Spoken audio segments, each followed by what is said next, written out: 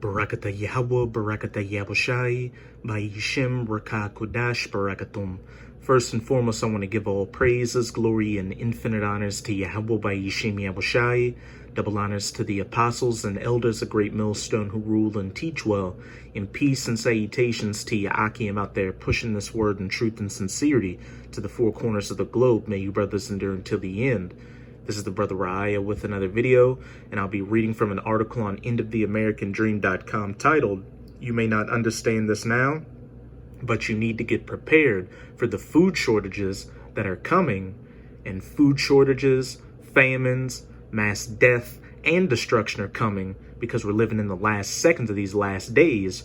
We're on the cusp of the second coming of Yahushua HaMashiach, whom the world ignorantly calls Jesus Christ, who's returning to save the elect of his people and his people only, the true children of Israel, who are the so-called Negroes, Latinos, and Native Americans, as well as the Israelite foreigners who look like these heathens, and to put an end to the rulership of the heathens, chiefly Esau, Edom, the so-called white man, and then ushering in the eternal kingdom of heaven.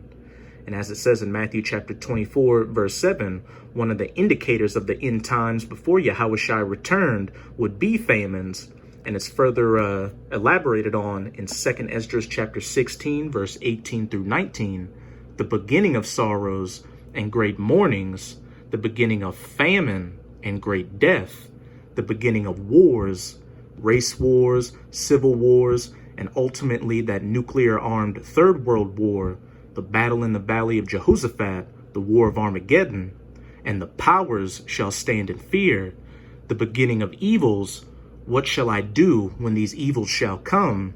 Behold, famine and plague, tribulation and anguish are sent as scourges for amendment, scourges for the pride and wickedness of you people on this planet, chiefly you hard-headed 2/3 Israelites who refuse to return under your power, and you Edomites who have ruled this world in complete and utter madness and have touched the apple of the Most High's eye, the children of Israel. So if you're expecting things to get better, you better throw that notion out the window, because from this point on, things are only going to get worse.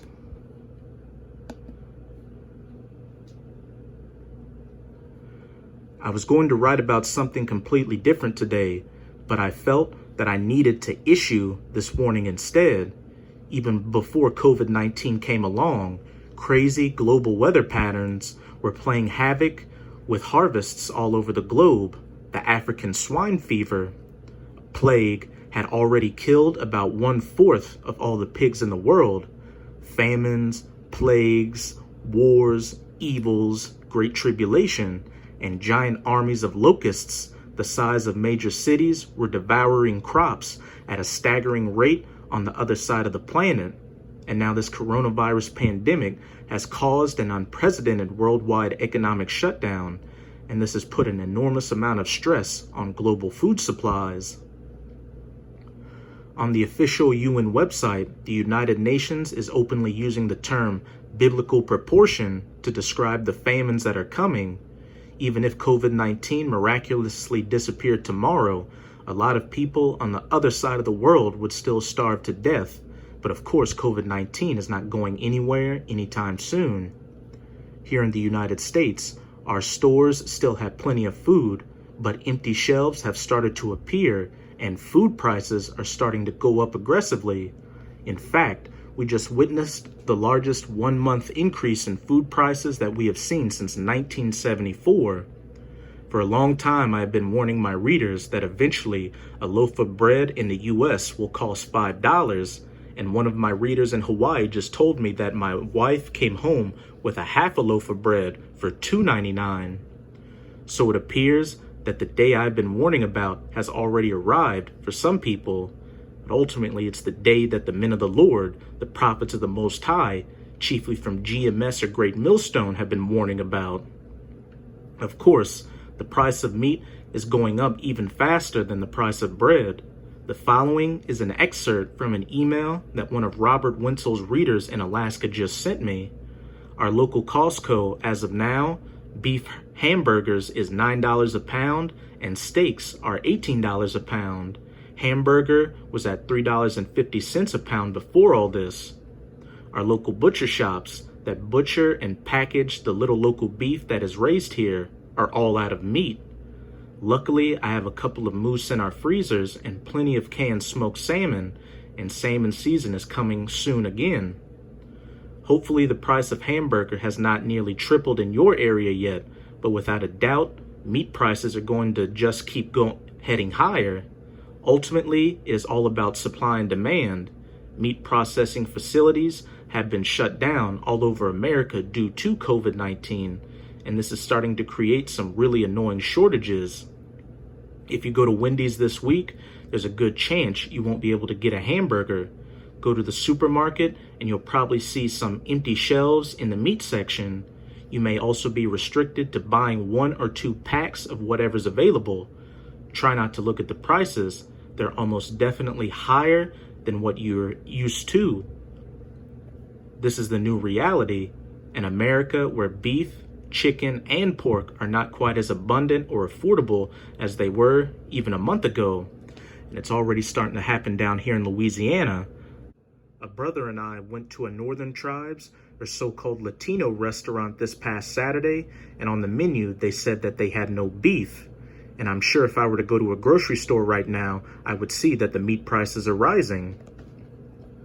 But as I keep reminding my readers, the only reason these meat shortages are so severe is because many farmers are unable to make their normal sales to the processing plants that have closed down. As a result, a lot of these farmers have been forced to gas or shoot thousands of their animals. For farmers in Iowa, Minnesota, and other Midwestern states, they have had little choice but to euthanize the backlog of animals, which means gassing or shooting thousands of pigs in a day, according to the New York Times. The financial and emotional repercussions on the farmers are profound. Some farmers lose as much as $390,000 in a day, said the report. So far, 90,000 pigs have been killed in Minnesota alone. In the end, a lot of farmers may have to go out of business after being financially ruined during this crisis, and we will seriously miss that lost capacity in the days ahead. Hey, in 2 Esdras chapter 15, they that till the ground in Egypt shall mourn, and we know that America is known as spiritual Egypt and Sodom, as pursuant to Revelation 11 verse 8. These U.S. farmers haven't been having a good go of things. Besides these bankruptcies, you had those floodings last summer that has destroyed a lot of their crops, and now this coronavirus lockdown is causing a lot of these farmers to have to kill their livestock. Because the truth is that global food supplies are only going to get tighter and tighter. As I had discussed previously, UN World Food Program Executive Director David Beasley has warned that we are facing the worst humanitarian crisis since World War II, and he insists that we could soon see 300,000 people literally starve to death every single day. Famines and great death. If we can't reach these people with the life-saving assistance they need, our analysis shows that 300,000 people could starve to death every single day over a 3-month period, he upheld. This does not include the increase of starvation due to COVID-19. And did you catch that last part? He specifically excluded the effects of COVID-19 from his very ominous projection. So the truth is that the number of people starving to death each day could ultimately end up being far, far higher. In wealthy Western countries, starvation is not an imminent threat, but what we are seeing is an explosion of hunger that is absolutely unprecedented. All over America, people have been lining up for hours at America's food banks so that they can be sure to get something before the supplies run out. In the past month, America's food banks have been completely overwhelmed by demand. In cities like Pittsburgh, San Antonio, and Phoenix, residents have lined up for hours as food banks attempt to address a massive influx of need. Some organizations have been forced to turn people away, while others are struggling to maintain the supplies necessary to keep up. Images of the lines at food pickup points underscore how devastating the economic fallout from the pandemic has been. This week, vehicles started lining up at 2 a.m. in the morning at a food bank in the Dallas area, and one woman said that the reason why she lined up so early was because she didn't get anything at all on her first 2 attempts. Carmel Zeno was the third car in line. This was her first time successfully getting food for her family at the mobile pantry site at Fairbank.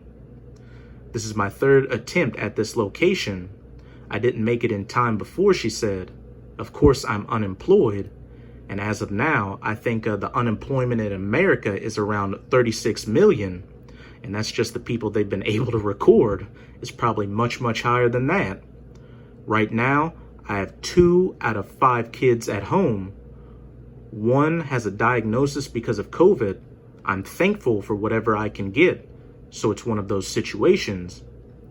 Even if you have been in line for hours, when the food is gone, it's gone. So if you want to be absolutely certain to get something, you need to get in line very, very early.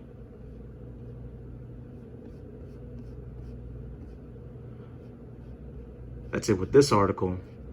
Hey, but as these food shortages and these famines get more and more pronounced, you're going to see people start to riot in the streets and fight the authorities, which is what you're already starting to see down in countries like Chile.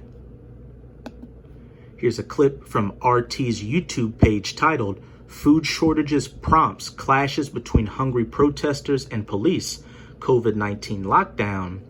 And those so-called Latinos down in Chile are actually Israelites of the tribe of Naphtali, scourges of amendment for the great pride of you Israelites refusing to hearken back under your power. Coronavirus pandemic is taking a dramatic turn in Chile, where tensions are rising over food shortages and unemployment caused by the lockdown. Military forces have been deployed in the capital amid clashes between locals and police. It comes as increasing numbers of people say they're going hungry and are desperate for help. And again, this is going to come to the streets of America. Why do you think Trump activated 1 million military reservists from all branches, as well as moved National Guard and military hardware all throughout the country? And now Trump's talking about getting the military involved in helping to distribute a coronavirus vaccination when it becomes available. And besides U.S. military personnel and police, there are going to be foreign troops like the Chinese and Russians, as well as mercenaries patrolling the streets of America and putting you U.S. citizens down like dogs.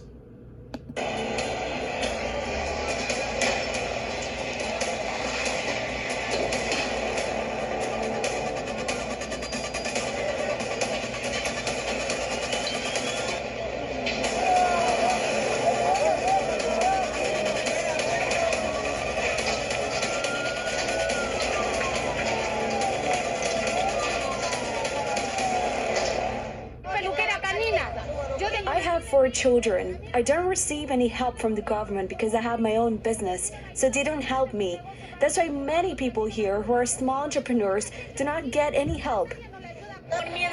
No, I'm a taxi driver. I can't make a living because which passengers can I pick up? And what does the government give us?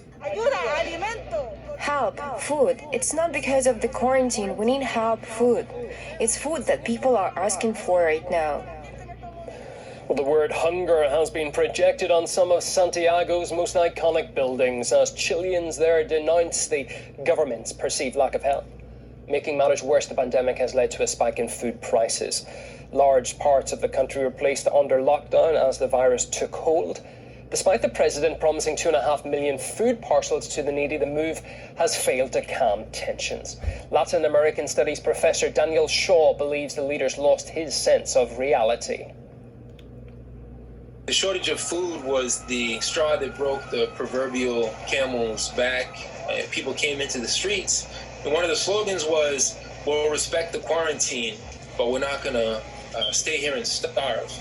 So people came into the streets, and what does Piñera and the neoliberal cabinet do in typical Pinochet-esque style? Instead of offering food and services and what the people need, they offer up carabineros, the infamous military police, more repression, water hoses, and tanks. which are not going to solve the everyday problems in Santiago de Chile and the other oppressed communities across Chile. Sebastián Piñera, somebody that they do not identify with, that has never had to suffer the way that the everyday people of Chile do.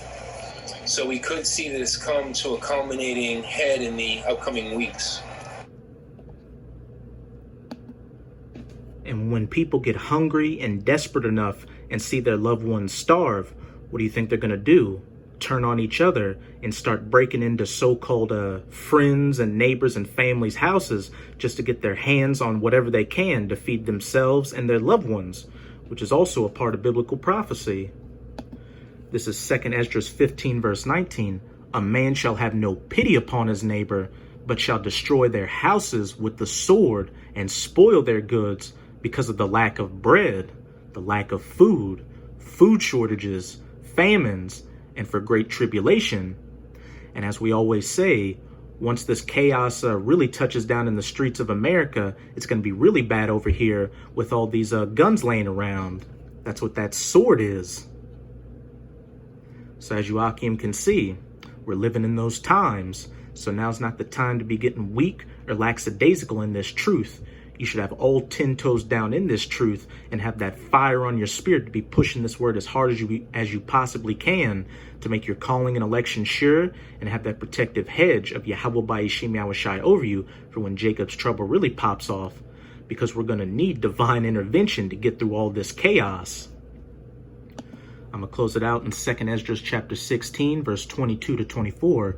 For many of them that dwell upon the earth shall perish of famine, and the other that escape the hunger shall the sword destroy.